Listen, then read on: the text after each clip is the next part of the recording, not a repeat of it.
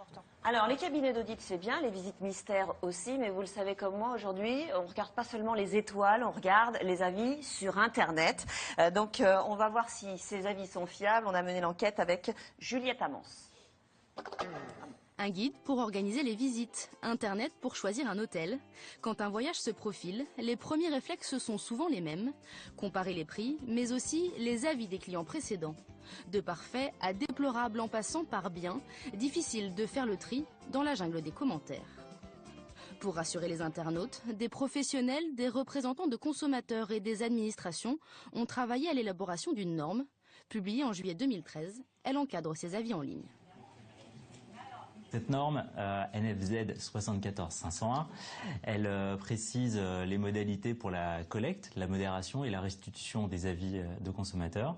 Pour la collecte, par exemple, ça va être d'obtenir des informations sur qui a déposé un avis, quand il a vécu son expérience de consommation, éventuellement la preuve de son achat, avec un ticket de caisse par exemple. Pour la modération, tous les avis doivent être relus par un humain ou par un algorithme. Si l'avis ne répondait pas aux critères de la charte de modération que le site doit mettre en place, l'internaute doit être recontacté, lui indiquer que son avis a été rejeté pour qu'il puisse le redéposer à nouveau. Les sites internet qui veulent appliquer cette norme doivent se faire certifier par l'AFNOR. Benoît Puez et son équipe réalisent ainsi des audits. Nous allons s'assurer que les modérateurs sont bien formés, font bien leur travail, que toute l'organisation est en place pour gérer correctement les avis, que par exemple les internautes ont la possibilité de signaler des avis qui seraient contraires aux bonnes pratiques, aux bonnes mœurs, de même que le professionnel peut avoir la possibilité de répondre à un avis qui mettrait en cause son hôtel par exemple. Une norme reconnaissable et rassurante pour le consommateur, mais une norme volontaire. Résultat, en 18 mois, seules 14 entreprises ont décidé de se faire certifier. Parmi elles, 2 sont en lien avec l'hôtellerie. TripAdvisor, leader sur le secteur, n'a pas adopté cette norme. Nous avons sollicité un entretien avec sa représentante en France. Seules des réponses écrites nous ont été accordées. Nous menons une lutte sans merci contre la fraude.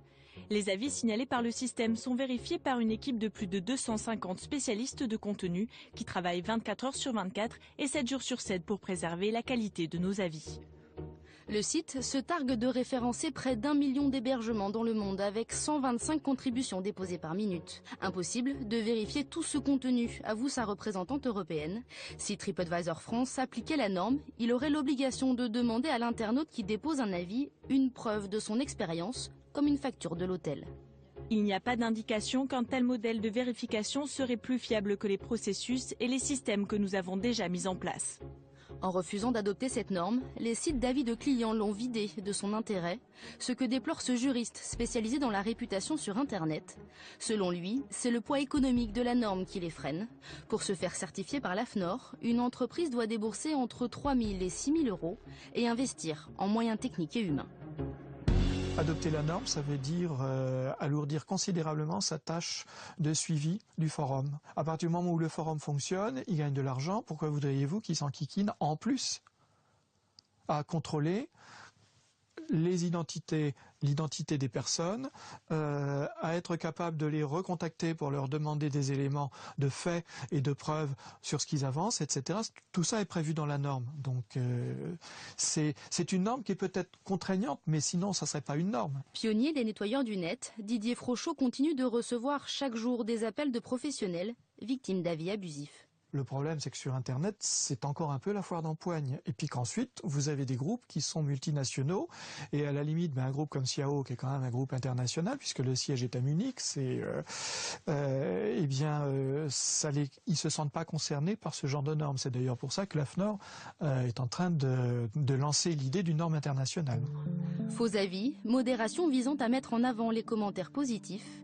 Selon une récente enquête de la DGCCRF, 45% des avis postés sur Internet, tous secteurs confondus, présentent une anomalie, un chiffre en constante augmentation. Presque la moitié des avis postés sur Internet présentent une anomalie, ça vous semble crédible, vous ? Oui. Oui ? Ouais.